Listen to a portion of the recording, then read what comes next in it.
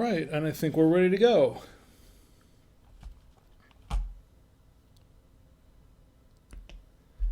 And good evening, everyone. Welcome to another exciting episode of Drink with Rick. Welcome to the Saturday Night Wine Stream. I'm Rick, and tonight we are going to open we're going to open up a special bottle of wine that I picked up at a wine store a few weeks ago, and I did taste it just briefly. There wasn't a whole lot to taste, but because they just gave me just a little bit. But I was so intrigued by it, by the tasting I had, that I said I have to get a bottle and taste this for real and share it with you here on the wine stream. And that's what we're going to do tonight. This bottle of wine is called, now this is a French wine, and I did take a year of French in high school, but to be honest, my French is not very good. This is called Domaine de la Jeunesse, and it's a Cotes Du Rhone Villages wine. This is what was it called? Terre d'Argile, I guess. Yeah, I told you my French was horrible. I'm really gonna butcher this tonight. The French, the French language, I'm going to really, and so all my friends who are from France, who are my European friends, please forgive me.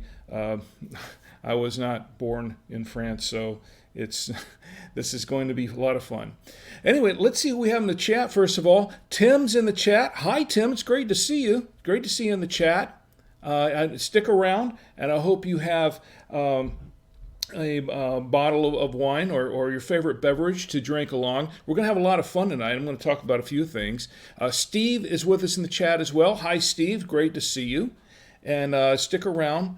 I'm not sure what you all are drinking, but join in. Doesn't really matter if you're not drinking anything. If you're only drinking water, that's okay, because I have some as well. I have a bottle of water to work in between glasses of wine. I'll explain why I do that later, if you're not already aware of it.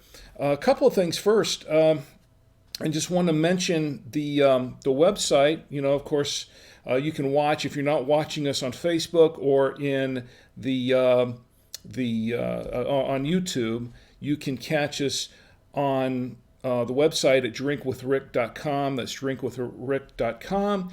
And you can also catch us on Twitter at drinkwithrick, and of course on our Facebook page, Drink with Rick. Pretty much it's all called Drink with Rick, so because that's what we do. We drink with Rick. Tim says hi. Hi, Tim. It's great to see you. Once again, stick around. I hope we can chat. Feel free to chat. Join us in the chat. Tell me what you're drinking. Tell me what you're not drinking. Tell me what you'd like to be drinking, or what you'd like to see me drinking. I have had some suggestions from my sister during the week and from my cousin Pete. Although I think I'll probably go with her suggestion on that one, and I'll talk about that in a little bit as well. Anyway, this wine, once again, Domaine de la Jeunesse. It is it's hard to read. Let me pull up a photograph of this. I took an image of it earlier, and it's a nice looking bottle. It's a nice looking label, but this is Terre d'Argile. Cotes Du Rhone Villages, and it's a 2016. And this, let me get another a shot of the back side of this. This is, here we go. I'm going to read this, and this is where I start doing terrible things to the French language, but bear with me. And at the very least, it should be entertaining, right? The label said, this is an Eric Salmon European Cellar Selection wine, by the way. It's hard to read because it's so small. The Cotes du Rhone comes from a 20 acres vineyard adjacent to the Châteauneuf des Pats vineyards belonging to Domaine de la Jeunesse. I told you this. I was going to have a hard time with this. Its blend is made of Grenache, 55%, Syrah, 25%, Carignan, 10%, and Sinsol, Sinsalt, yeah, well, it's 5%, whatever it is, and Morvidre, and I know how to pronounce that, and that's 5%. This wine is concentrated. It really does say that. I didn't mess that up. It really does say concentrated. This wine is concentrated, I think they mean concentrated, with aromas, maybe not, with aromas reminiscent of the herbs of Provence. There's a lot more to it, but I'm not going to go through that because I'll spare your ears with my horrible, horrible French. Let's see who else is in the chat. Christy. Christy's in the chat. Great to see you, Christy, and I hope you're doing well. And Richard as well. I hope he's joining in and watching. If not, join in and have your favorite wine. Yeah, you didn't know that was. I didn't know that was you, right? Yeah, I knew that was you. But it's good to see you here. And anyway, we're going to go ahead and open this. I forgot to put my camera back on. Here we go. Tim, I know you're having a good laugh watching me try to do my own on-air switching because it's when you're a one-man operation, you're doing it all yourself, and you've got a lot of things going. I'm no more excuses. Just enjoy the laugh. It's fun.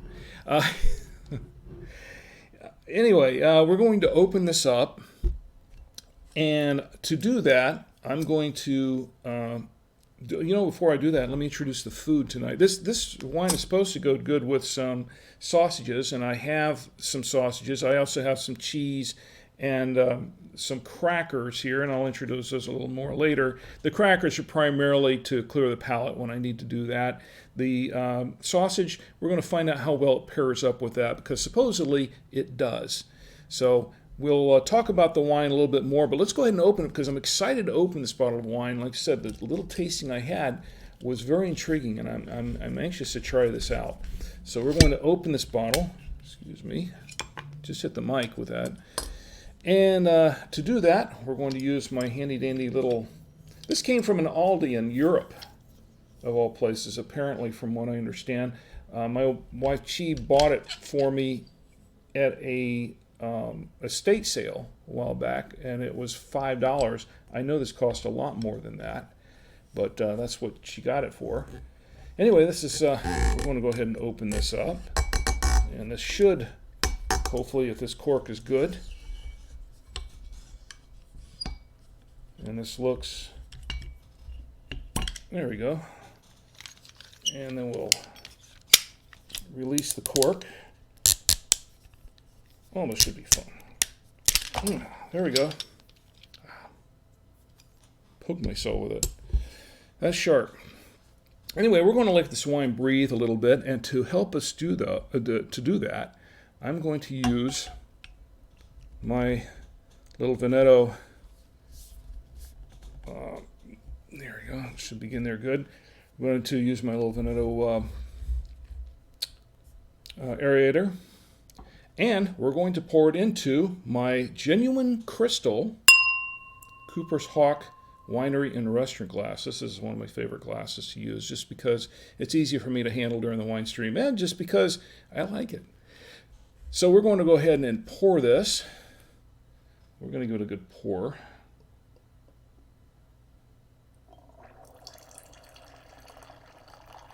And I'm just going to pour a little bit for starters. And then we'll see, set this to the side, and we'll give it a good swirl and do so safely. I have a lot of stuff around here. By the way, I'm working on clearing a lot of this out for the next wine stream. Hopefully I'll be able to get it done in time. And we'll see what it has for legs. We do have some tears. That came across, coming down fairly slowly. Let's see, it's coming down somewhat. Very nice. I don't know if you can see that with the blue. We're also going to be switching out the blue background here in a future date when I get everything else set up with the set here. Let me see what it has for alcohol. It has 14.5% alcohol by volume, and as I've said so many times, from what I've learned, that that posted alcohol content is not quite as high as the actual alcohol content that's really in this. What I've heard and said, I've heard it that way, but don't take my word for it. So we give it a good swirl. Let's give it a good sniff.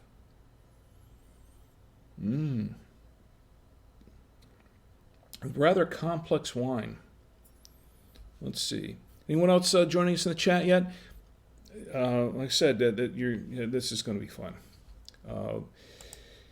Anyway, let's see what we have here.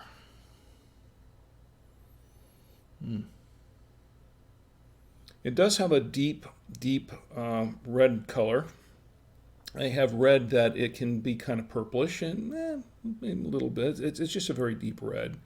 It looks full-bodied, and of course we have a combination of 4 or 5 different wines in here. I guess they're all the same vintage, 2016 of whatever the wines they are. Sometimes they'll take a lot of different wines and make a red blend, mix them all up, and sometimes they're different vintages too. So I never know. But anyway, 25% Grenache, 25% Syrah, 25% Mourvedre, and 25% Carignan. I can't see. That's my tongue. Okay, I swirled around enough. What do I smell?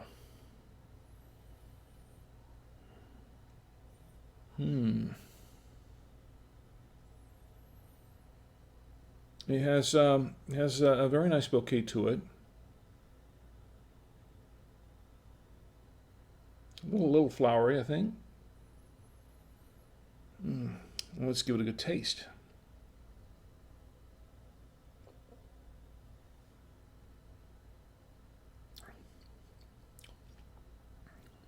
Oh, wow. I can taste a lot of things in here. A lot of different, there's some spice, there's a little bit of spice. There are some tannins, not bad. It's kind of medium on the. I think they're kind of light on the tannins, but quite light on the tannins, but they're there.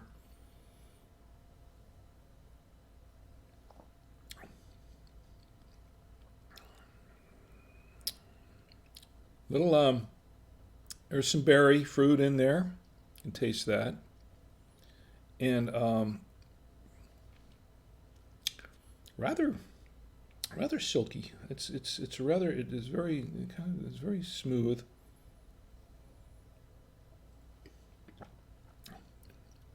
Somewhat acidic.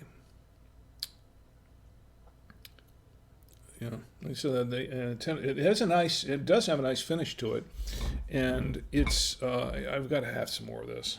Come on, I've got to have some more of this wine here. This is. To really taste the wine, you have to get into about half a bottle of it, and I have a feeling I could do that pretty easily tonight.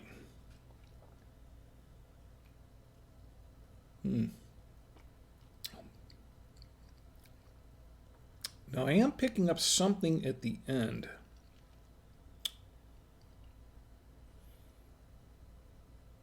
Is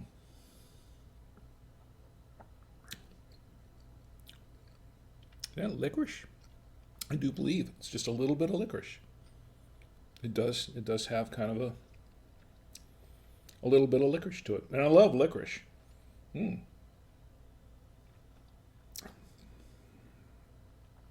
Yeah, it has a very nice finish to it. I do like this wine, so I'm going to have some more.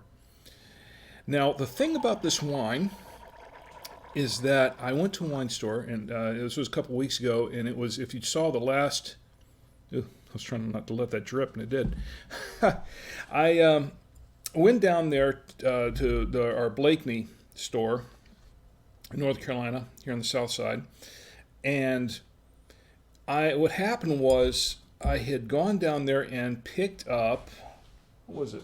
The Traditions. And we tried that. We opened that last week. We tried it, and it was a very good wine. I really liked that wine. And I think it goes pretty well with, I think as I mentioned before, it goes pretty well with like a,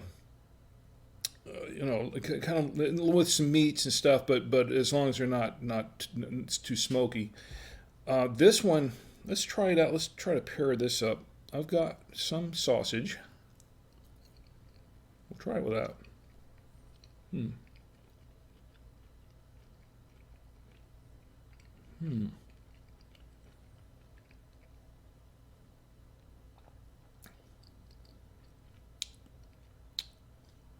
That's not bad.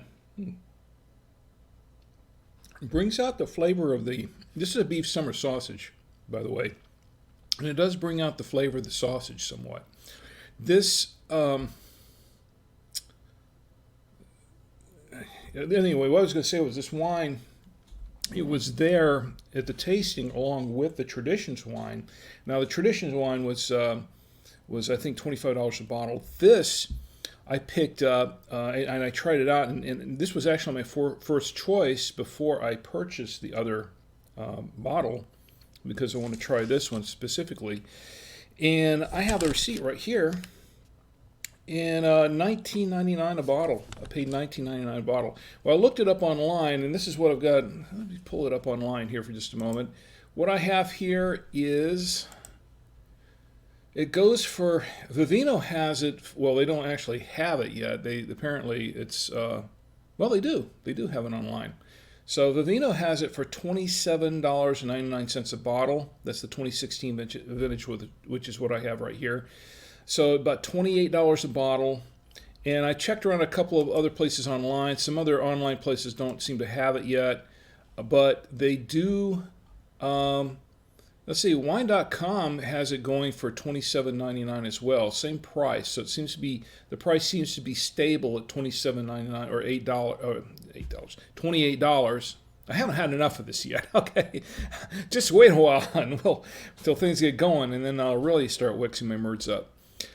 But that seems to be a stable price across the internet right now. So I guess the going price on this is about $28, under $30.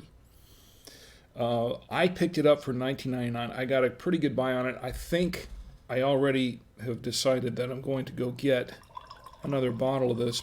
Well, they still have it in stock because I don't know that they had a whole lot of it there. They sold me this bottle. I don't think they had a whole lot of it.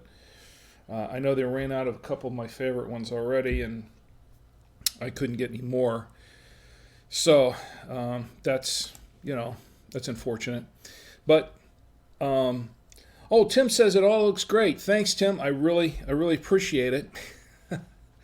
Like I said, it's been a while since I've been in the TV biz myself, and although I've been doing videos and podcasts and everything else online, but I've just recently started doing streaming per se on my own, kind of on a full scale like this, or on as full of a scale as I can afford, which isn't a whole lot.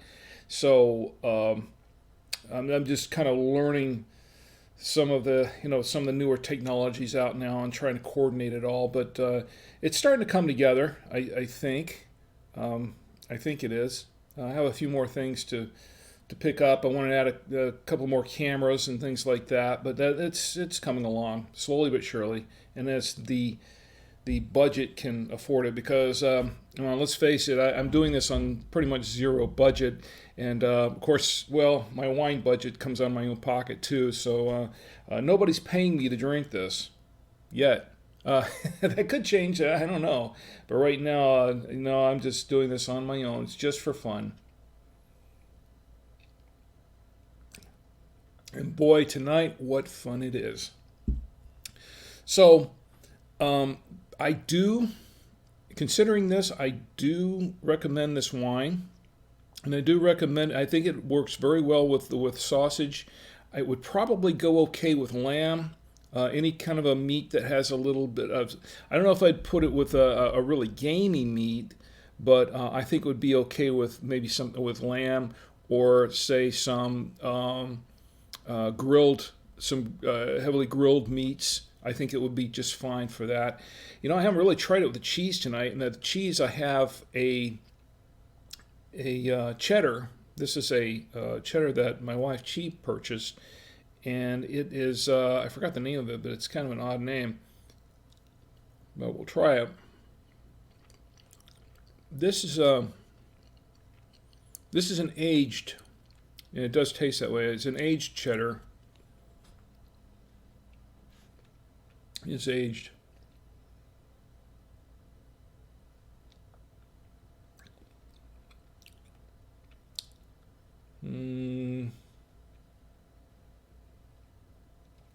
This cheddar might be too sharp for this wine, but maybe something else. Maybe a Monterey Jack or something. But it does go really well with the sausage. And matter of fact, I think I'll have another piece. It goes so well. You want to pour some more wine?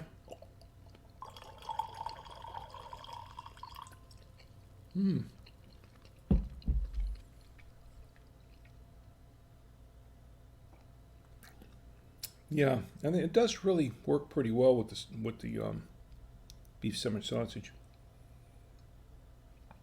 I do like this. Okay, stick around, Tim, Steve, Christy. You might see me really finish off this bottle, and I don't do that too often, but it might happen tonight. This is a really, really good wine, and I don't like to drink alone. So tell me what you're drinking.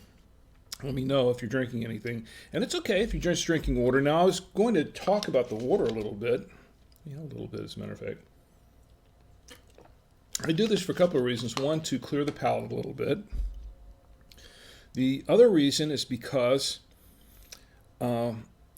drinking a glass of water, you know how some people get wine headaches, and it happens to me sometimes, especially if I've had quite a bit, and who knows, it could happen tonight. But if you have a glass of wine and then you have a glass of water or some water before you have another glass of wine, apparently it really does prevent you from getting those wine headaches. It does prevent the wine headaches from happening. It kind of helps. So I had heard, I thought it was kind of an old wives' tale. I tried it. We tried it on a stream the other night, and it did work. It did work. So I'm going to keep doing that, and so far it's been good.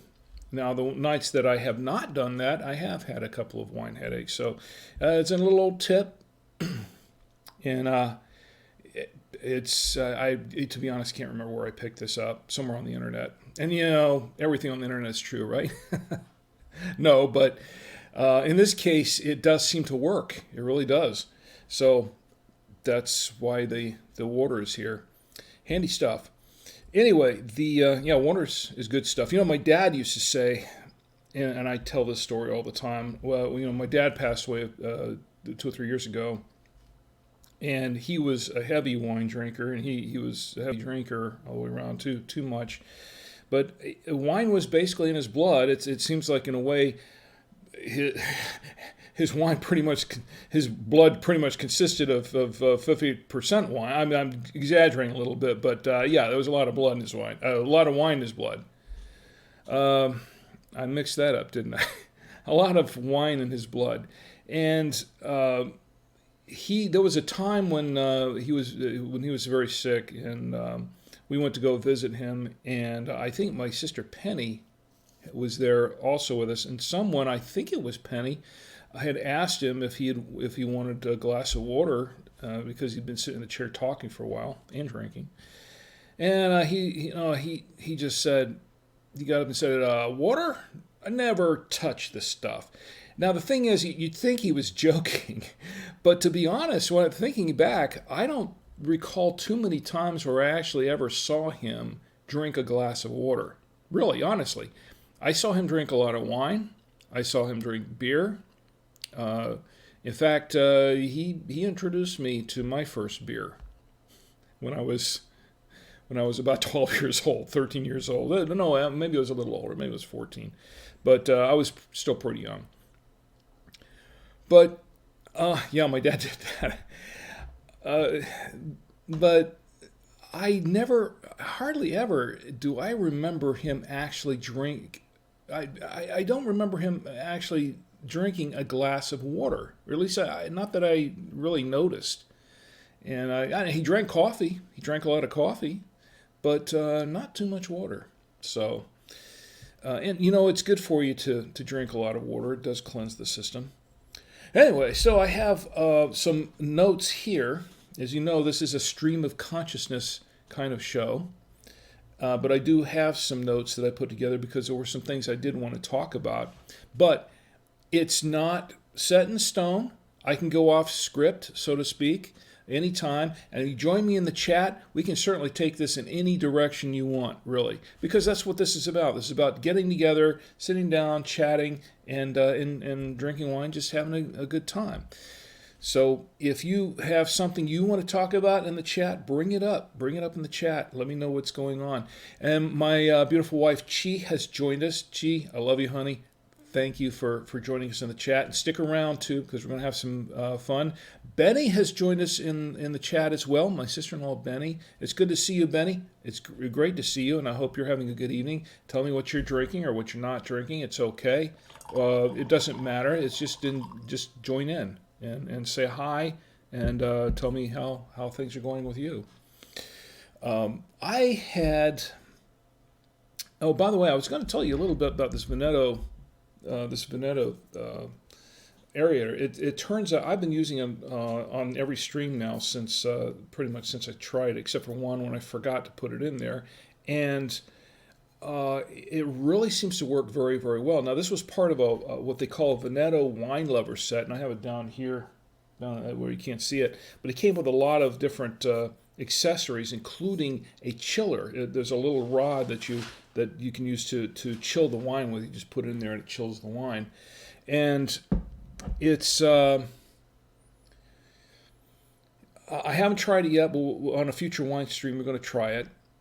But this whole set was only like $19.99. I picked it up from Amazon. I liked it so much that I went ahead and put it on my site if anyone else wanted to purchase it. Now, yeah, full disclaimer, it is an affiliate link. So, if you purchase it, I might get a few cents. Who knows? Probably not much, but a few cents. But that would go towards improving the wine stream and just kind of helping offset the costs of some of this.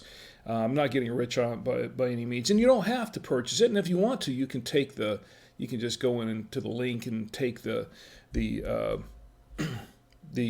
affiliate part out of there, and then that's okay. So it's not like I'm really pitching it to go buy anything to make me money.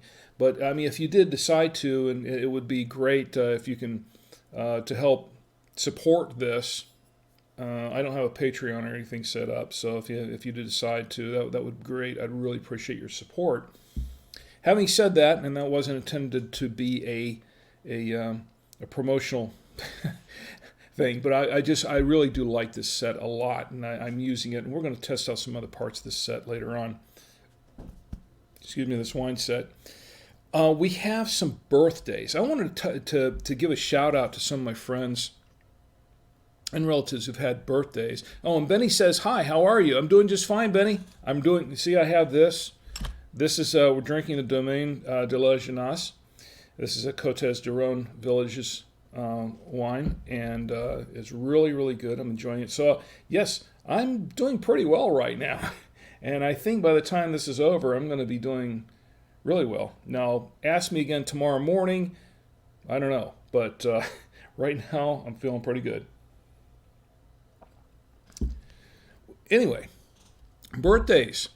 My friend Taylor, who I work with, and she made these buttons, the Cube Command buttons for my son Tommy for his podcast, Cube Command. Yeah, Tommy does a podcast with his friend, and he ordered some of these because he saw the ones that she made for me, the Drink with Rick ones, and if you haven't seen them, they're up on the website. You can see those. But and in fact, I'm wearing one right now. But Taylor, she is the button gnome, and she makes these pinback buttons. Really good, reasonable price. She does a really good job. She's had like 700 or 800, 5-star reviews on her site, and that I think it's at what is it? Etsy.com. She has an Etsy site. Etsy.com/shop/button gnome, like GNOME, like a garden gnome. And she does a great job. Anyway, Taylor had her birthday this past week. I'm not going to give her age because I'm a gentleman and I don't give away the ages of the ladies. Although, if Pete was in the chat right now, he would say, wait a minute, you gave a shout out to Aunt Connie and she's 102. Well, I did that because she's 102. I mean, you can't ignore that age. That's pretty special if you're going to reach 102. Now, she isn't exactly 102 years old yet. She is going to be 102 this coming week on July 4th. She was born on the 4th of July. So that's I think that's pretty cool. But and I did toast her last week. I'll toast her again. This is to you, Aunt Connie. And Taylor had her birthday this week. It was on Thursday, I believe, and we had they bought us all lunch in the office, and this is to you, Taylor. A toast to Taylor if you're watching later on. Now, I like to toast. See, birthdays are a perfect excuse, a perfect way to toast birthdays. Let's see, who else had a birthday this week? Rob, my friend Rob, who I don't see in the chat tonight, but he's been a regular here in the chat, as you've been watching regularly on the wine stream. He had his birthday. As a matter of fact, I think his birthday was on Thursday as well. And here's to you, Rob, wherever you are, if you're catching the wine stream later.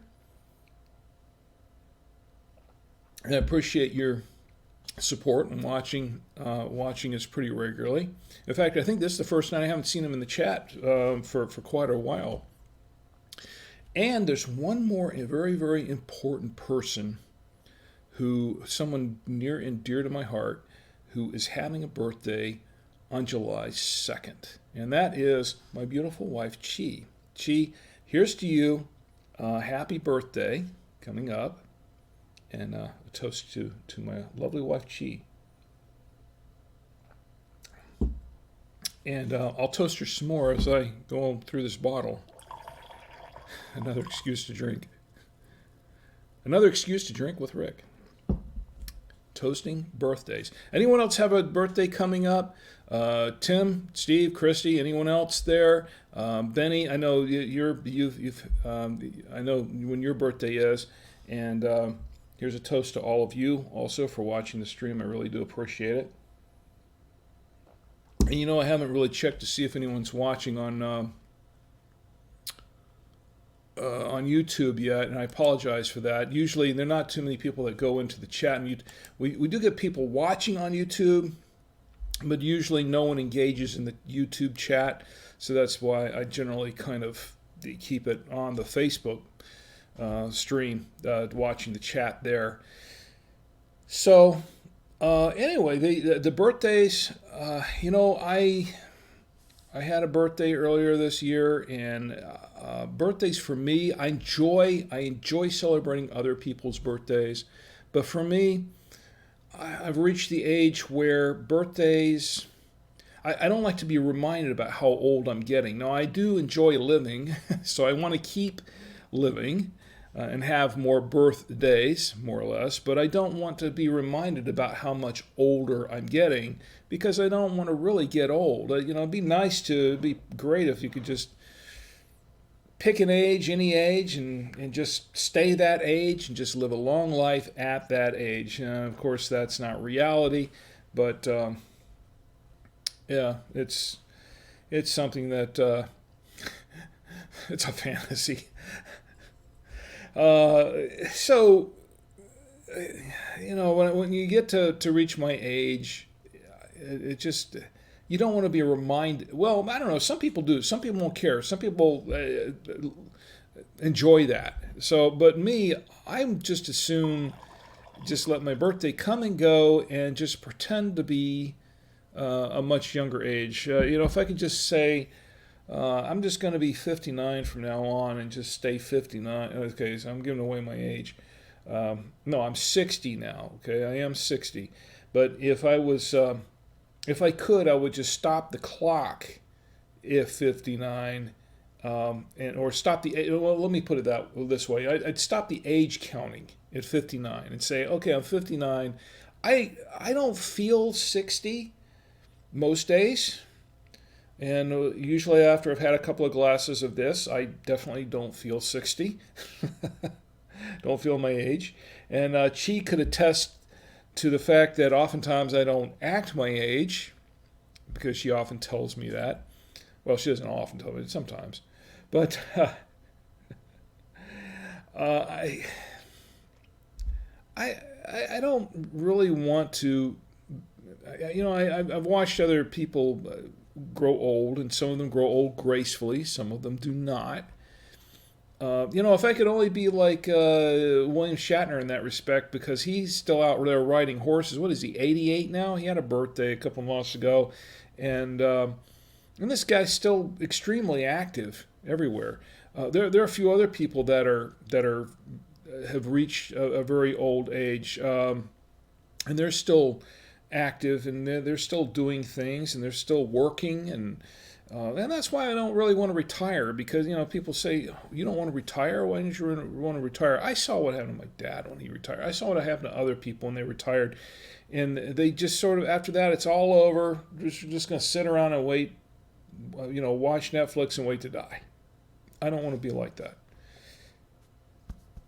I feel that as long as I'm working, as long as I'm contributing, then I can keep on living. I have a reason for living. I have a purpose, and I can pretend that I'm not getting too old. I'm getting the letters. I have been getting the letters for a long time from AARP and all these retirement things, and it's depressing, is what it is. It's just downright depressing. And I basically run them through the shredder. I have a shredder over here. I basically run them all through the shredder because I don't want to join them. I don't want to walk. Now, I have taken advantage of the Denny's and a couple other places of the discounts. She could say I've been into IHOP and ordered the senior citizens breakfast a couple times because it's cheaper. But Denny's the breakfast, but that's because I like to take advantage of the discounts. But other than that, I really don't like to be reminded of how old I'm getting. And you know what? You know what's funny? It's I've been carded a few times recently when I've been to the supermarket to purchase a bottle of wine. And they do that because it's required. They have to ask, and if you look 25 or anything like that. And I should be, when people are, the kids are carding me,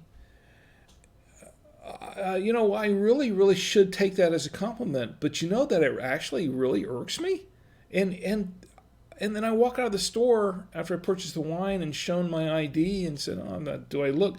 Sometimes I do this. Sometimes I walk up to the register and I have the bottle of wine, and they ask to verify my age, and I'm wearing a hat, so I'll lift my hat and I say, "Okay, do I look underage?"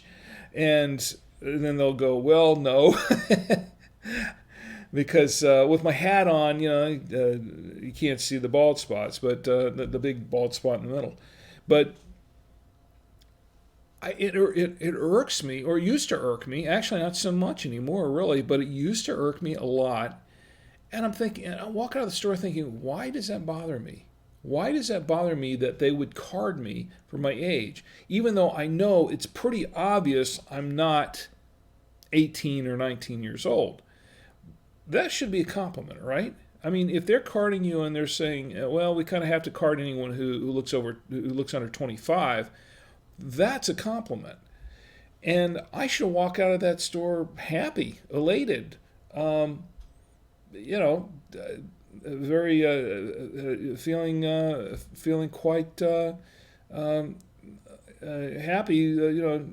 That person just made my day, saying that I don't look 60 years old. But yet, up until very recently, that kind of irked me. And I really don't know why it did. But it doesn't bother me so much anymore because I sort of had that little epiphany that, wait a minute, if they're carding me because they have to for anybody who looks 25 or under when I'm wearing a hat, and I'm wearing a hat and I look young, that's yeah, maybe I am aging gracefully. Maybe that is a compliment. So I should appreciate that. I should really appreciate that because I know that there's going to come a day at some point really, really soon where they're just going to look at you and they say, here's your here's your bottle of Mad Dog. You know, take it and go home. No, I don't buy that stuff. Okay, I'm not buying that stuff. But still, I think that I should be more appreciative when people card me, especially the younger kids when they say, hey, you know what, he looks like. Now there are some younger kids like 16-year-olds and 17-year-olds that look at any adult and they think that they can't tell. Well, any adult that's older than me is an old person, and but I'm not even going to go there right now. I've got stories about that. I'm not going to go there. But as it is right now, I think if you get carded, if you're 30, 40, 50, my age, and they start carding you, don't get upset with them. Just be thankful. Tell them thanks a lot. I mean, it's a compliment. It really is. So I went too long with that on birthdays and whatever, but that was basically why I don't get into the birthday thing too much for me. But for other people, I enjoy toasting other people's birthdays because it's I appreciate the fact that they're around, that they're alive, that they're enjoying they're having another birthday, and because there's so many people that have not lived this long that cannot enjoy a birthday, and anybody who can be around and enjoy their next birthday, I think that's worth toasting. And of course, that's the other reason for celebrating a birthday is just to toast them and say happy birthday.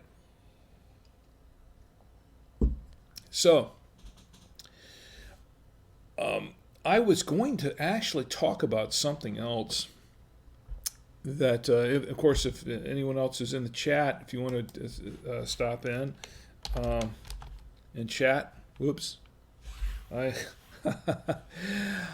Yeah. Well, anyway, if anyone else wants to join in, just feel free to do so. Jump in. Tell me what you're drinking. Tell me what's going on in your week. Tell me what you think of birthdays. Tell me if you're having a birthday coming up. If you are, I will toast you as well and have a very happy birthday. You know, I don't know. Now, I know my wife is watching this, but I am at a loss as to what to get my wife for her birthday.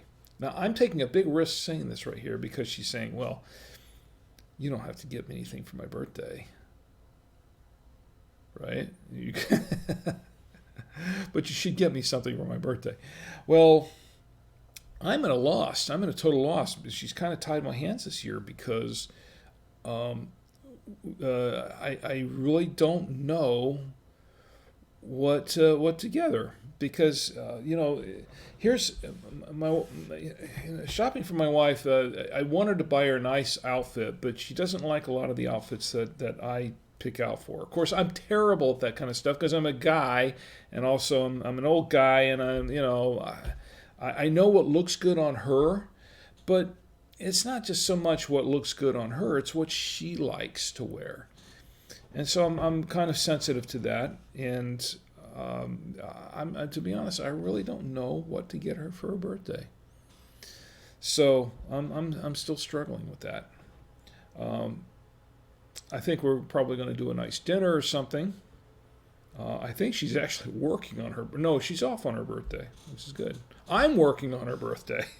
So we're going to have to wait until July 4th before we can celebrate anything. Which actually coming up, speaking of which, I mean, change the subject. Oh, actually, yes, I was. But July 4th, Independence Day, we're going to have I was thinking about this. I was actually thinking about doing a special wine stream for July 4th. So because it's another excuse, I mean, it's another reason to have a wine stream, right?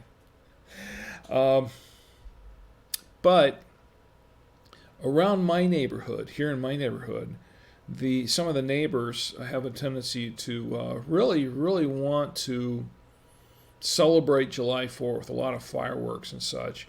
So I don't know that I would be able to do that because there's just going to be too much noise. It's just, I mean, let me put it to you that way. There would just be too much noise. So it wouldn't really, I don't think it'd be a really fun thing to listen to or to watch. So we're probably going to skip that and just wait till next Saturday. I don't know if anyone has any big plans for celebrating July 4th in your neighborhood, but around here, boy, they really shoot off the fireworks, and I'm talking, they shoot off fireworks big time. Now, when I was younger, when I was a kid, and we lived in Florida, we used to do the same thing. We'd go, of course, it wasn't really legal to shoot off fireworks or to have fireworks there. I don't know if the rules have changed out in Florida over the years. I really don't because we've been here in Charlotte for 12 years, so I know they've made changes to a lot of, they made a lot of changes in the state over that period of time. I don't know if that's one of them. When I was a kid, we used to we used to drive up to south of the border and pick up fireworks there, or the Georgia-Florida border and pick up fireworks, and we'd bring them back home, and then we would save them for January 1st, 4th of July, those kind of things, and shoot them off in our backyard. Now, back in those days, it wasn't that big of a deal because even though we lived in a subdivision, at the time, we lived in a subdivision called Casa Loma, which was off 436. It was in Winter Park, and back in around 1972, 73, 74, there really wasn't much development going on there. Disney had just come in the area. They had really just opened up, I think, in the end of 71, and Orlando was still kind of a sleepy little town at that point. There really wasn't a lot going on, and the development that we lived in was a fairly new development. And we had a nice big backyard and the other side of that backyard, my dad, he was an organic gardener, and he did a lot of organic gardening there on the other side of the fence on the county side. It was all county property there. It was just that we had a canal back there. We had a drainage canal. And we had acres and acres and acres of basically wooded area and just marsh and just and nothing going on. It was just undeveloped area. So it was easy for us to do things like shoot off rockets, which we were big. When I was a kid, my cousins and my brothers and I were, and my dad too, we were big into model rocketry. So we used to go out in our backyard and shoot off rockets. And it was okay because the airport was miles away and nobody would bother us. Nobody, planes didn't fly nearby, and it was all undeveloped area in that area behind our house. And that was perfect for shooting off fireworks on January 1st or on New Year's Eve or on 4th of July. Usually on the 4th of July, we get out there with the neighbors and we bring back all the fireworks that we purchased over the border illegally, right? Because they weren't really legal to have in Florida. And we'd shoot them all off in the backyard, and nobody would care. Nobody would call the cops. Nobody would care because we were kind of it was largely unincorporated Seminole County back in that time. So it wasn't a big deal. Nowadays, of course, I've watched Orlando grow and just become the metropolis it is today. But in Charlotte here, which is all pretty much heavily developed, and even the undeveloped areas are not really undeveloped. They're fairly heavily developed, and they're building more and more all the time. But in our neighborhood, we're in a fairly well-established neighborhood. You're not really supposed to be shooting this stuff off, but they do it anyway. And I think they still generally get away with it unless they're being excessively rowdy and somebody calls the cops. But as long as nobody does anything really stupid, then they can usually get away with it. But they shoot off. They're not shooting off little bottle rockets and things like that. They're shooting off the really big things. The big candles, the big rockets, and that's always entertaining to watch. But I tell you what, I've learned a long time ago, the first year I moved into this neighborhood, don't even try to podcast on a night like that, or on that weekend, because they'll carry it over into the weekend. Don't even try to podcast. Don't try to do anything like a live stream or anything like that, because they'll just destroy it audio wise. So. I went off on a long tangent there, but that's what this is about. It's the stream of consciousness. And once again, you break in, tell me, I take the stream of consciousness, I guess this is starting to again, stream of consciousness into another direction entirely. So, and that's good. I've set an hour and a half as the cutoff point for this wine stream. So an hour and a half, 90 minutes, and then we have a cutoff point. But it's so easy to get off the rails and go on tangents, and then before I know it, it's 12:30, and it's time to cut off the stream, and I'm still rambling on, and there's so much I want to say, and of course I'm a big talker anyway, but. It's hard to turn off that record button. It's hard to stop streaming, to turn off that stream button, because I really do look forward to these streams. I look forward to talking to all of you. I'm glad to see Tim and Steve and Christy and Chi and Benny and anyone else who's joined us in the chat. And I haven't looked at YouTube lately, but nobody's in the chat in YouTube. But I think there are some people watching. Yeah, we've got people watching on YouTube. So, hey, if you're on YouTube watching, join in the chat. I'll pay attention to YouTube, YouTube, and tell me what's going on with you, and tell me what you're drinking. I haven't had enough of this. I'm waiting for Chi to break in the door any moment and say, "You've had enough." But you know what? My wife she's a very understanding person. She's a very, very sweet lady. She can be tough. But I did not marry her to marry a wimpy little girl. I married her to be able to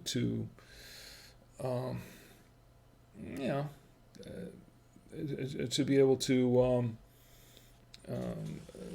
counter my idiosyncrasies and my crazy rants and things like that. She's just I married her for some balance in my life, but mostly I married her because I love her. Okay. But she really does balance me out. She keeps me well grounded. She keeps me, pretty much even keeled, and keeps my head on. And I don't know what I'd do without her. So, for that reason, once again, I really want to make her birthday special. And we're back to birthdays again, by the way. I don't know if anyone has any ideas. Anyone has any ideas at all as to what I can do for my wife on her birthday that make it really even more special? I'm all ears. I'm all open to that.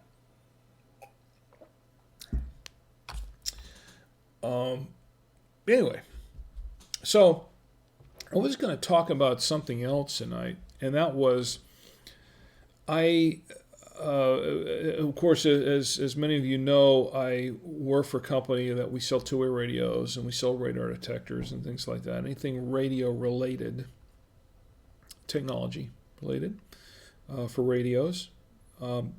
And I do blogging.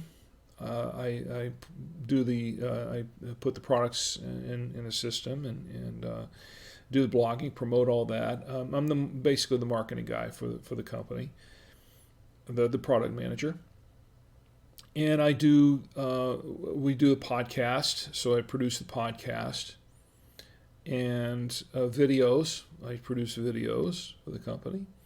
Do a lot of writing. I've done a lot of writing this past week.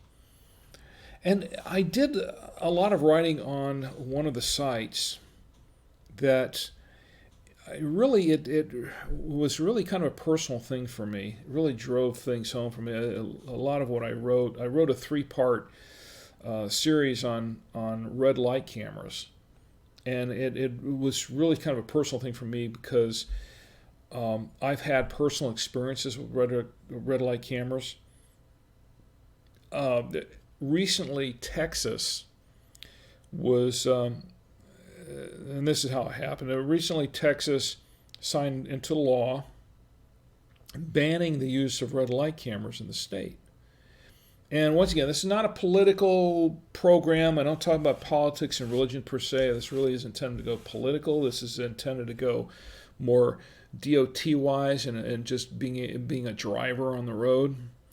But Texas passed this law, and they're going to ban red light cameras in the state, and then they're going to allow the existing red light cameras to remain to finish out their contracts for the companies that put them in, and then they're going to shut those down over time. And I have very, very strong opinions of that. On that. And the reason is because I have personal experiences with red light cameras. I don't like them.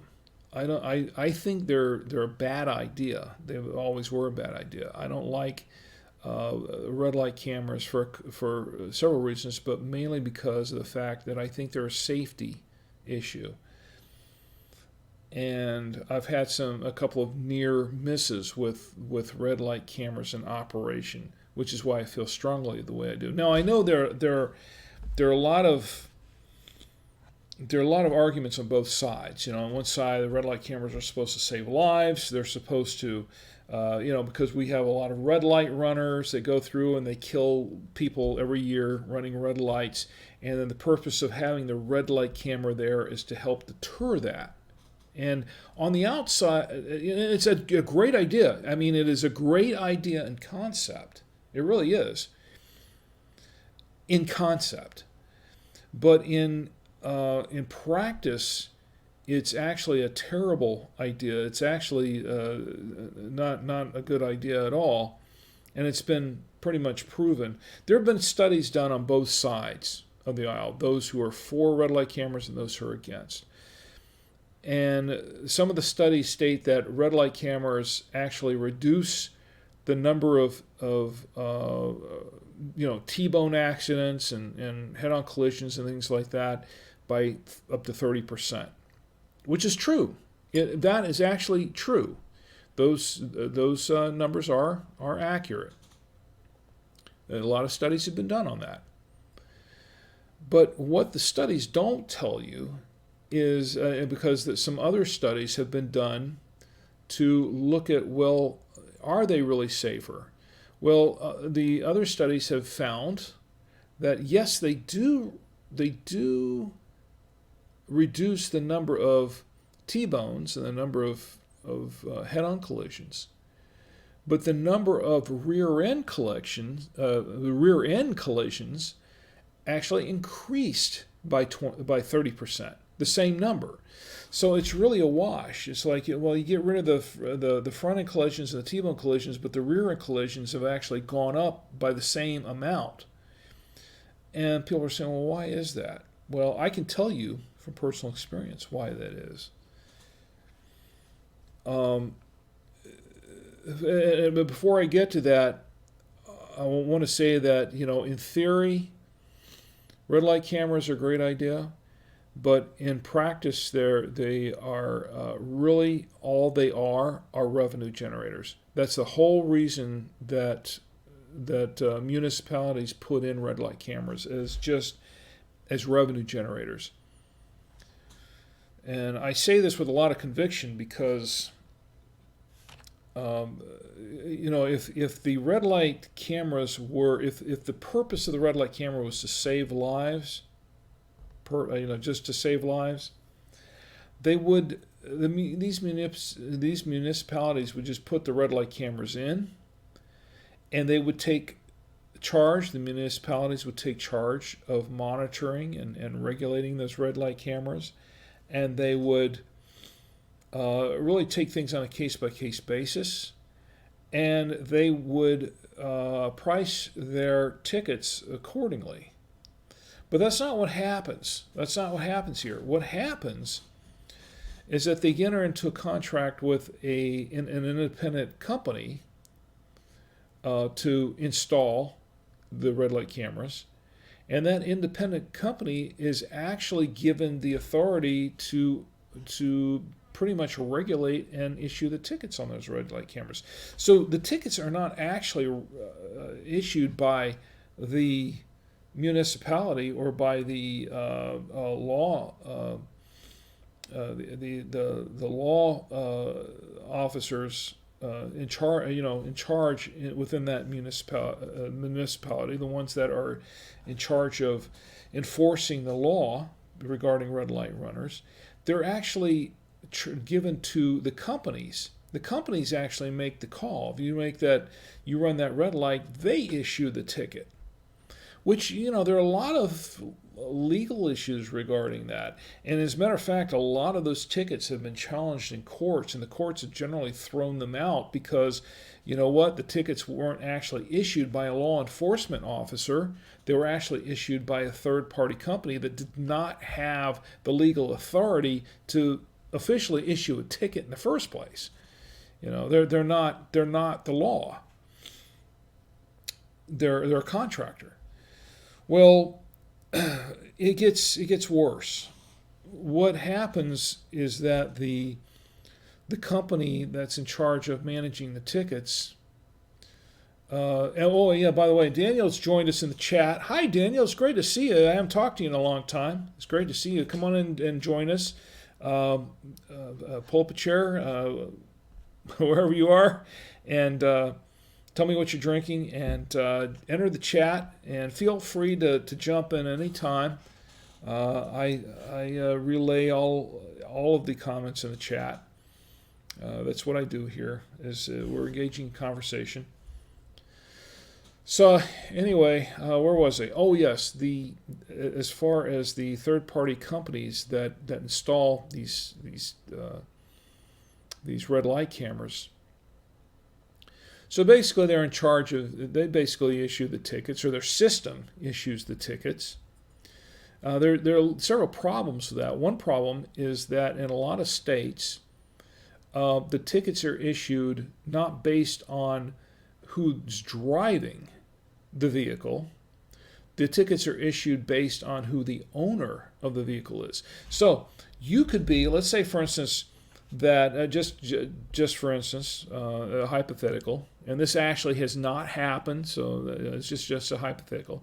Let's say, for instance, that I own the vehicle, but my wife is driving the vehicle, and she gets caught by a red light camera in the state. And in some states, it's the drivers, but in a lot of states, it's the owner of the car that's liable. So let's say, for instance, she's driving my vehicle, my car, and she inadvertently runs a red light through real no fault of her own. It's just the way they have, and I'll get to that in a moment. But let's say she gets caught in that, and they issue the ticket. They're going to take a photograph. Some of them take a photograph of the driver, some take a photograph of the tag, some take a photograph of both. It just sort of depends on the system a little bit. But what's going to happen is, more often than not, she'll run a red light as a driver. They'll take the photograph, they'll issue the ticket, and they will not issue it to her. They'll issue it to me. Now, I wasn't in the car. I didn't run a red light. but I get a ticket. Now, in some states, depending on the situation, there may be no points on it. But in other states, there are points on your license. So what happens is that I'll get a ticket for not being in my car, for not running a red light, for not being in the wrong place at the wrong time. I'll get a ticket for running a red light. And if I don't pay that ticket, or if I contest that ticket and lose, and I don't, and I don't pay the ticket, or maybe because a lot of these tickets are generally issued by mail, they're issued by mail. If something happens and I actually never get the ticket for one reason or another, and I never know that there was a ticket issued, or maybe there was a glitch in the system and it never actually sent the ticket, although it did record having a ticket, and I never know that it was a ticket, the next thing I know, I've got points against my license. And I had no idea. So there are a lot of problems. The whole thing's very, very problematic there. So here I am, an innocent driver that had nothing to do with it, and I'm the one that gets hit with a ticket that I have to pay. And if I don't pay it, I get or points on my license, which is a bad thing. You get enough points on your license, they suspend your license, or they take it away from you altogether. So that's not a good thing. Well, this is a real problem. Well, it gets worse. It gets worse. So the companies that run these red light camera operations, a lot of them basically get carte blanche.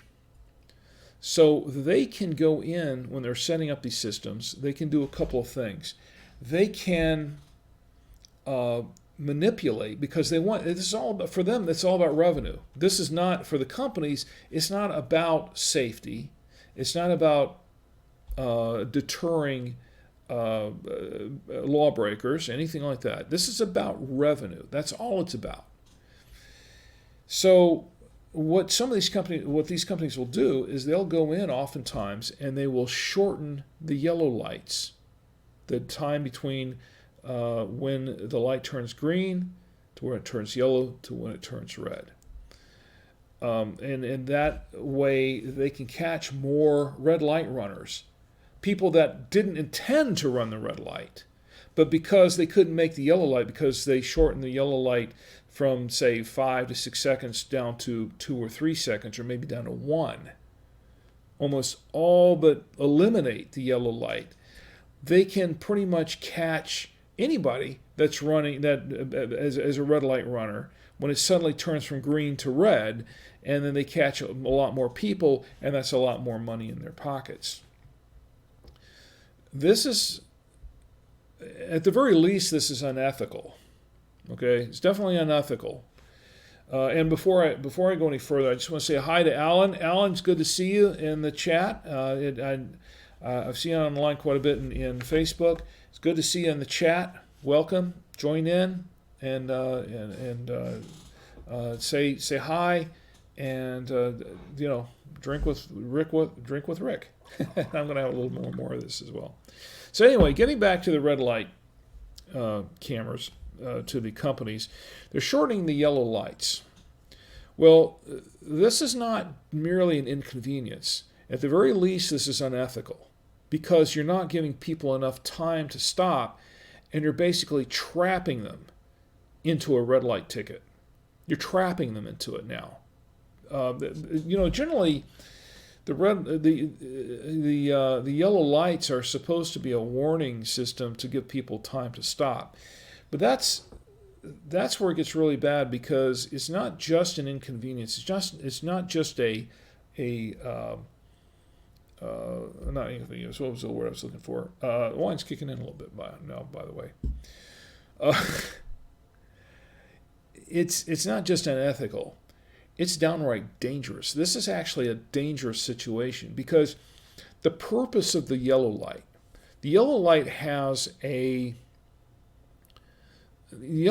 is crucial to the camera or excuse me, to the red light system, to the light system, I should say.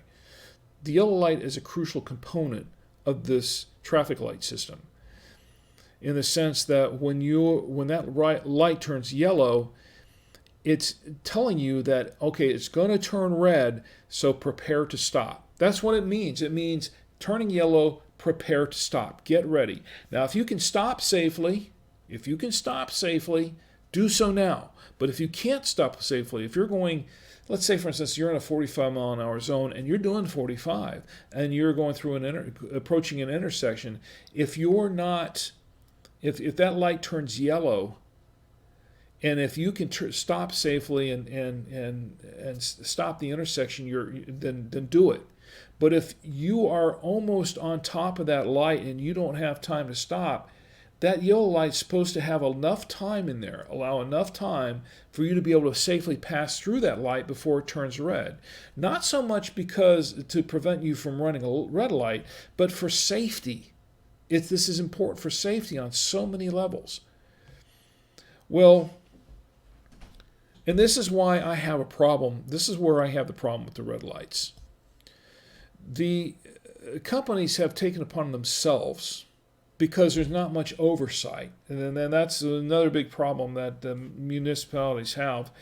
They pretty much give these companies carte blanche to managing these red light systems. So there's not a whole lot of oversight over this, because to be honest, a lot of these municipalities, they are cash strapped too, and they rely on the revenue from these red light cameras as well.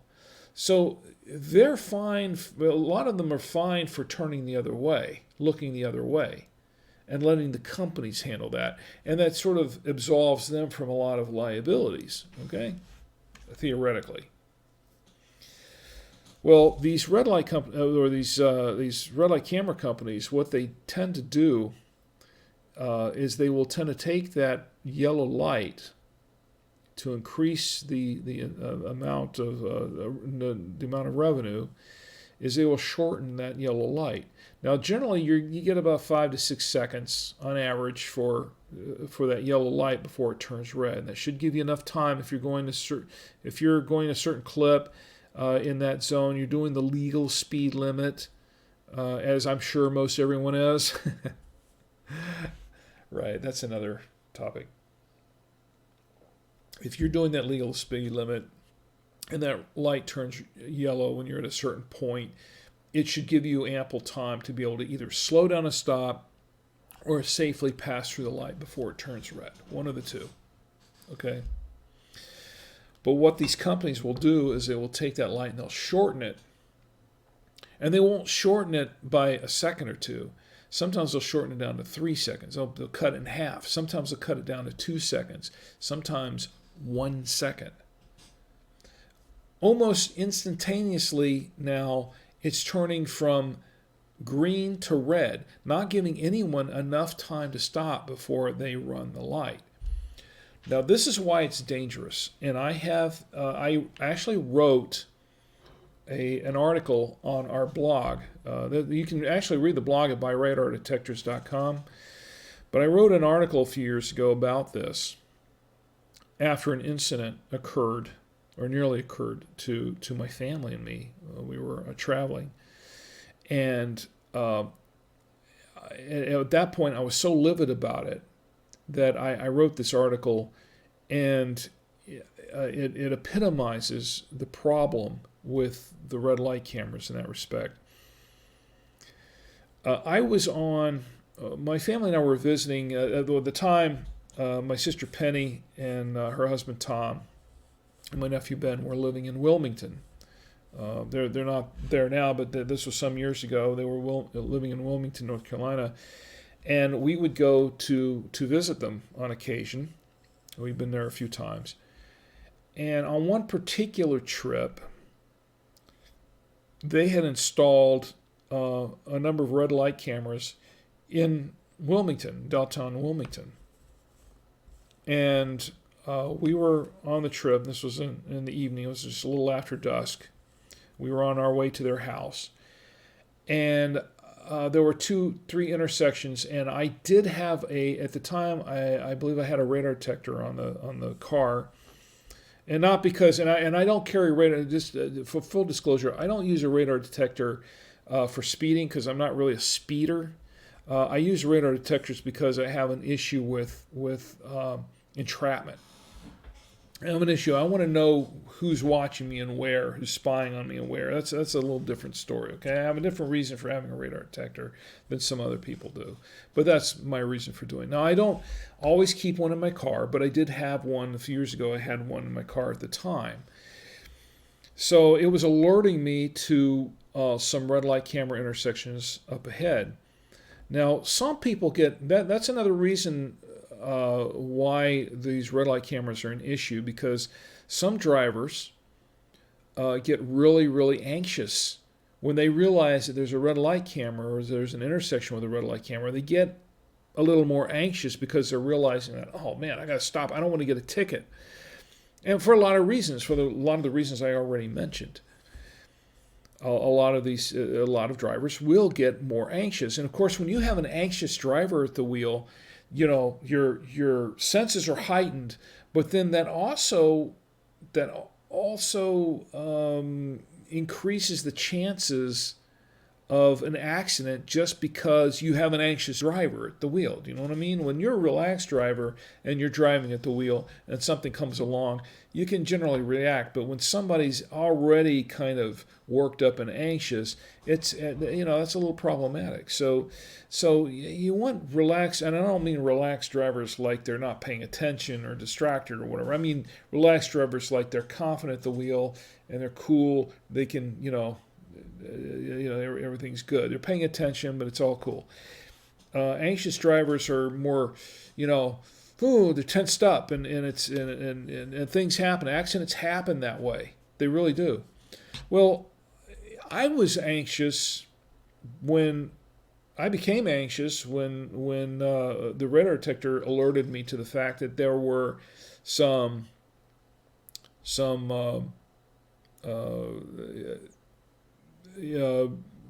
red light cameras up ahead. Sorry, that's a line.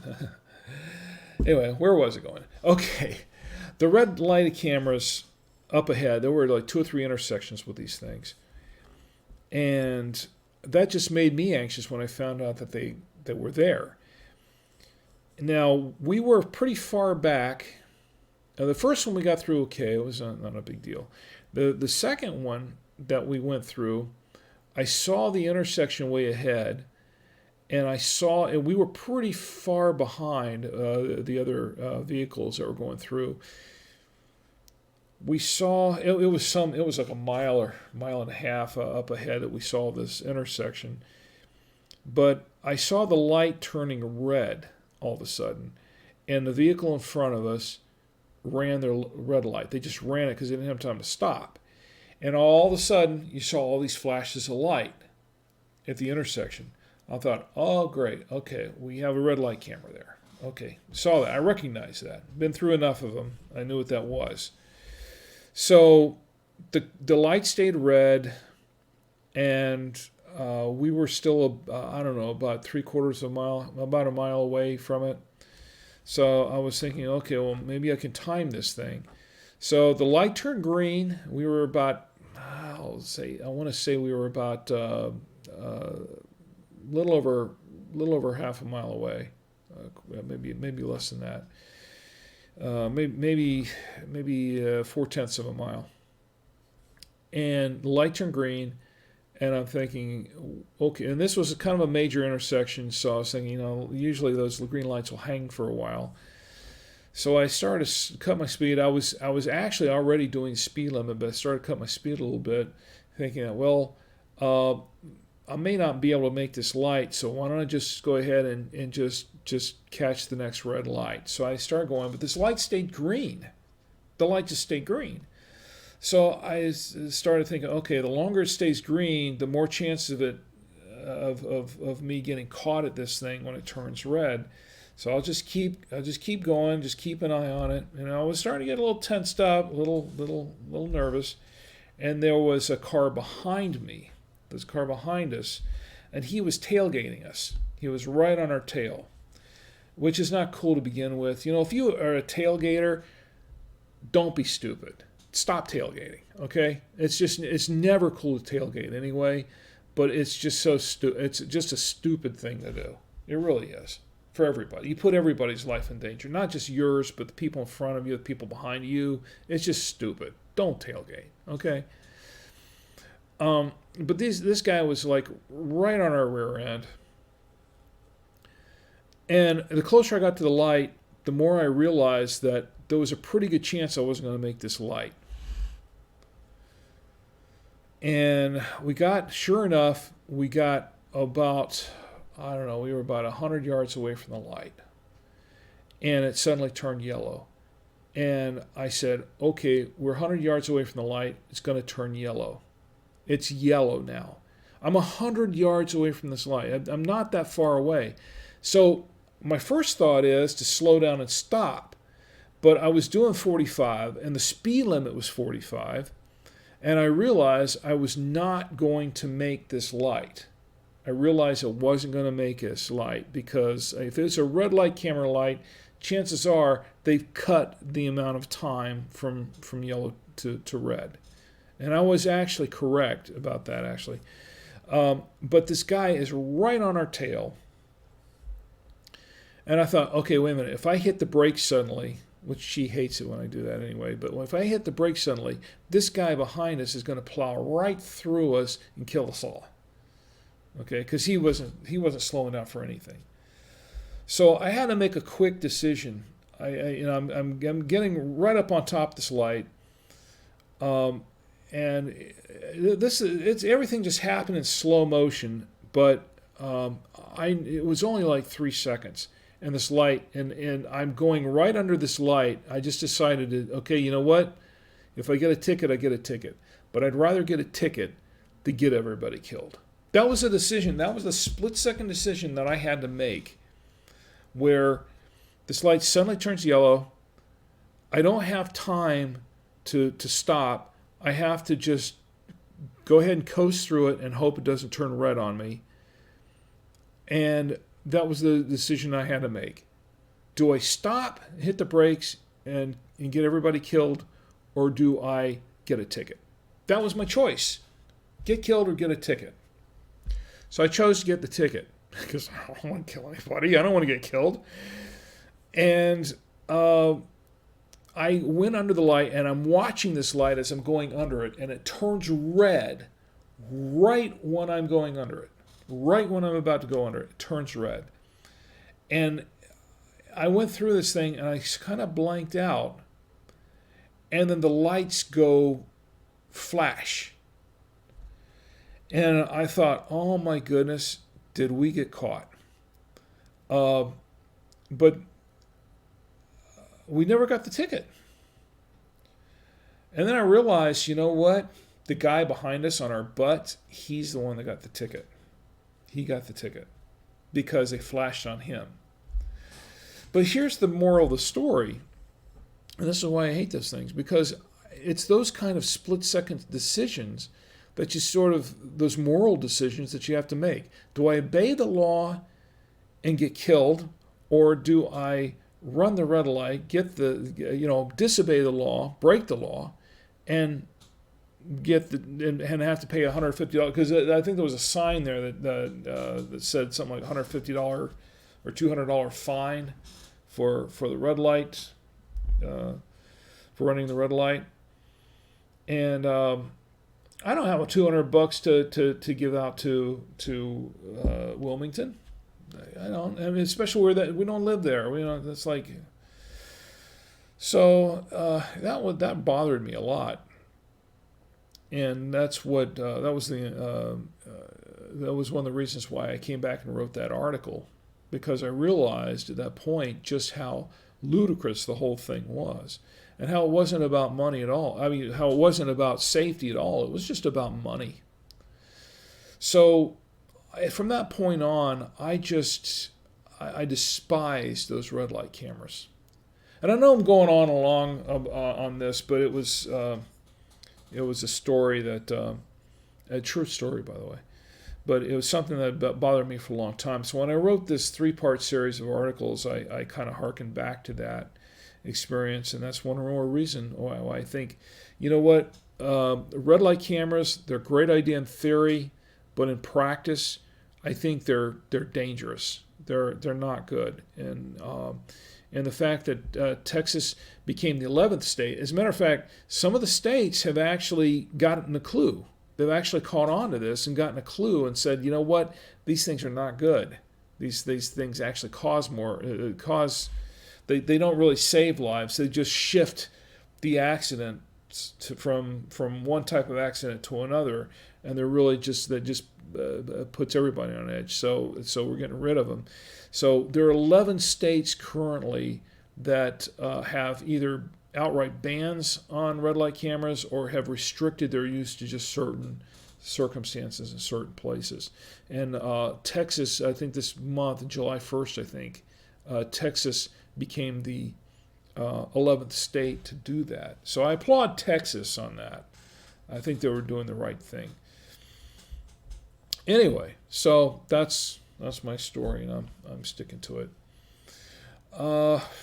Do we lose our live stream on this? Anyway, I have a couple other things I wanted to talk about real quick. As we're kind of running out of time here, so I'll have to cover that another time. But one of the things I've been doing is I've been reading the Wine Bible, and I think I mentioned this in the last stream. The wine, I haven't been drinking enough, have I? We're almost 2/3 of the way into this bottle. Should I go long? Should I keep going, or should I finish the bottle, or should I just go ahead and call it a night? I don't want to bore everybody to death, and that was a long story I went into, but I'm glad for those of you who stuck. If anyone has stuck around for it, I'm glad you stuck around. I was going to mention. I was going to talk about French class because of my bad French. And once again, we're drinking Domaine de la Jeunesse, and it is a Cotes Du Rhone villages, I don't know. It's a 2016, and it is a Cotes Du Rhone. It is a combination.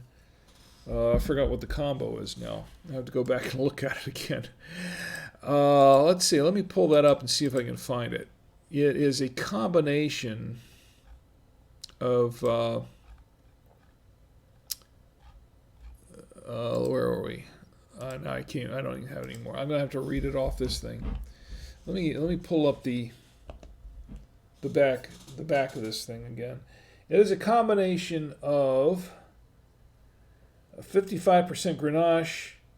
I've heard some websites saying it's 25% Grenache, but this says 55% Grenache, 25% Syrah, 10%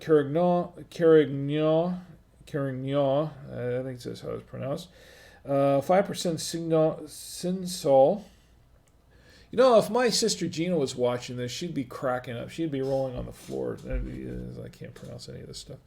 And 5% Mervidre, which I can pronounce because I know what that is. And so this is about 4 different grapes. There's about 4 different grapes combined into this wine, and it's actually very, very good. And I highly recommend it. It goes pretty well with the sausages that I have here, the beef summer sausage. The cheese, not so much, but I think it would be good with meats like lamb. Some might be okay with roasted chicken, actually, if it's roasted.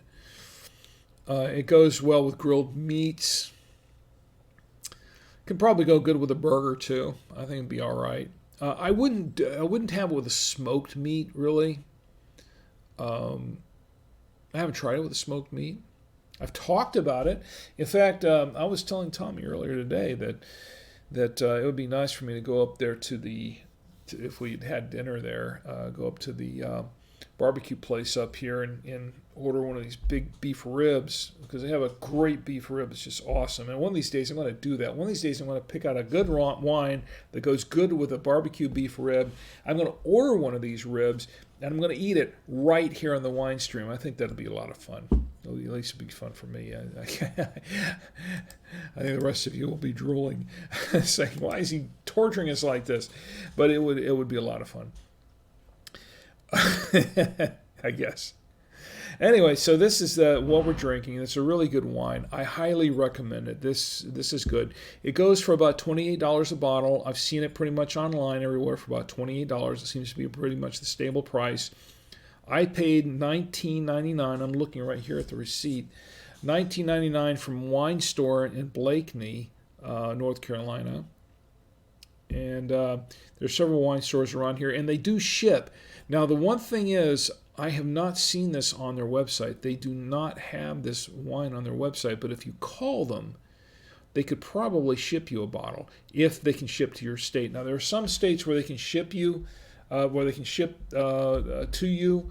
There's some states that are not on their list to ship. So if you're in California or if you're in some of these other states where they can ship to, they'll ship it to you. I know I've done it, and it works out pretty well. But all you have to do is call. You can give them a call. Go to winestore-online.com, I think is what the website is, and they'll just give them a call, and they can tell you whether they can ship to you or not. But it's well worth it. Definitely well worth it, especially if it's only $20 a bottle. Now with the shipping, you're gonna have to pay the shipping charges, and then by the time you're done, it's probably a wash. But if you're ordering it from Vivino or Wine.com or something like that, where they're charging $28, $30 a bottle, I think you're still going to have to pay shipping charges. So you might still come out better if you order from Wine Store online-online.com. So that's good to note. We're going to have to wrap up this wine stream, unfortunately, because the time has passed so quickly, and there's so much more I wanted to mention. I did want to mention real quick that I have been reading this book. If you want to know more about wine, I highly recommend Wine Bible. The Wine Bible. This was written by Karen McNeil.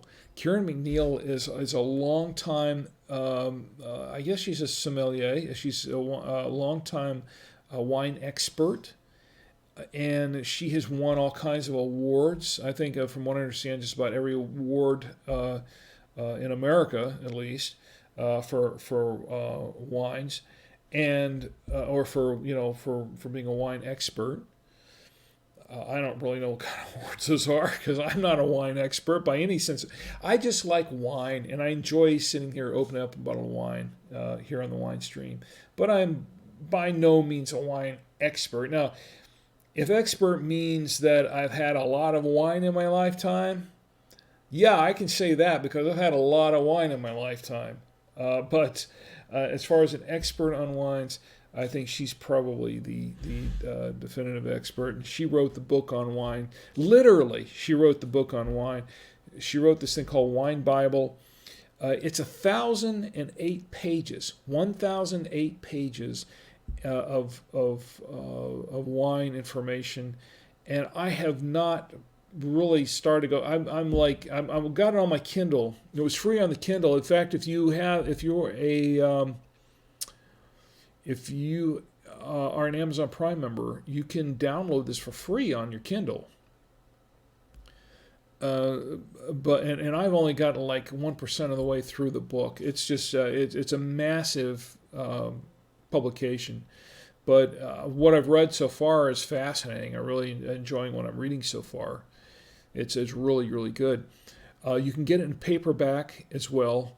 And I think, I'm not sure exactly what the price is on paperback. It's like it's $20 or something like that. It's reasonable. It's reasonable, especially for a book that's 1,000 pages long. It's a reasonable price. If you go to drinkwithrick.com, I have a link somewhere on the site. Let me see. I think I have a link on the sidebar, on the right sidebar, for it. Yes, I do, for the Wine Bible. And it says $11.14. That's what it says, at least currently where I am, $11.14. So if you're interested in wines, you want to know more about them, check it out. And you can click on that link. Once again, that's an affiliate link. If you have an issue with affiliate links, you can strip the affiliate part out. I don't, it's okay. Really, if you could click on the affiliate link, and I'll get a few pennies from it, and that'll help pay for this wine stream, I would really, really appreciate it. But you're by no means indebted to me to do so. There's no obligation to that. Some people don't care about affiliate links. Some people are very, very sensitive to that. So once again, I'm just putting out the information. The Wine Bible is really good. If you do, really, I would really, really appreciate the support if you can purchase the Wine Bible from there with the full affiliate link. But like I said, there's no obligation to do so. I just appreciate it. I just appreciate the fact that you're here watching the wine stream, whether you're doing it live or whether you're doing it later. I just really, really appreciate that you've spent the time, taking the time out of your evening, your Saturday night, to spend it with, which is now basically Sunday morning, to spend it with me. And that means a lot to me. It really does. Anyway, here's to you. And I think with this, I'll wrap this up, because I was looking at drinking the whole bottle, and I might have a little bit more, because this is really, really good wine. And people ask me, oh, well, you've okay, nobody's asked me that. People were probably wondering, well, maybe they're not. Every wine is good to you, isn't it? Well, no, that's not true. That's absolutely not true. If you've gone back and looked at our previous wine streams, the proof is there that there are some wines that I do not like. A couple of wines that I've tried that I didn't care for too much. One in particular that's sort of notorious. Where is it? It's not that one. It's the Grana Paso. The Linistrel I did enjoy very much. The Grana Paso I did not like much at all. But there are some wines down here that I generally don't touch. That's why they're not open, because they remain unopened. Although in a future wine stream, I have been challenged to open one of these up for a couple of reasons. And I almost forgot to mention this. Okay, so my cousin Pete, he suggested that I open up and try some MD 2020. Trying to do the Mad Dog or something else along those lines. And I told him, I said, well, I appreciate the suggestion, but I do have principles. And I do. I'm not going to, although I have been challenged to open up the Mad Dog and give it a try. I don't know. What do you think? Do you think I should just go in one night and just open up maybe one of the bottles of cheap wine that's really more cough syrup disguised as wine, and just give it a try just for fun? I don't know. Should I do that? Let me know. Just send me your suggestions to rick@savoyamedia.com. That's Rick at SAVOIAMEDIA.com. And you can see I haven't had too much to drink that I couldn't spell my own name or my own domain. But I think I'm getting close. But tell me what you'd like to see me. If there's a particular wine that you would like to see me open up and review, definitely send me an email. Or you can leave a comment. Leave a comment on my website here at drinkwithrick.com. That's drinkwithrick.com. And then or my email, rick@savoyamedia.com. I also have a form, a comment form there. You can also send me, just talk to me. That's fine. I'm good. Send me a comment. Fill out the form. Tell me if you have a suggestion for wine. If you're interested in if anyone's interested in supporting the wine stream, maybe hey, I'm not adverse to taking some advertising. I know I've made a bunch of free pitches here. I've given plenty of free pitches but if there's a company out there that's I'll take a sponsor. What the heck? I'm okay with that. But I'm not going to beg for sponsorships. Oh no, I'm not going to beg for sponsorships. Okay.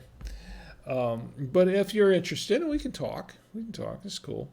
But look, just talk to me. I don't care whether it's about the wine, whether it's about what we've talked about, what I've rambled on about. If you disagree with me about the red light cameras, shoot me an email or a comment or something. Tell me where I'm full of it. Tell me where tell me where I'm wrong.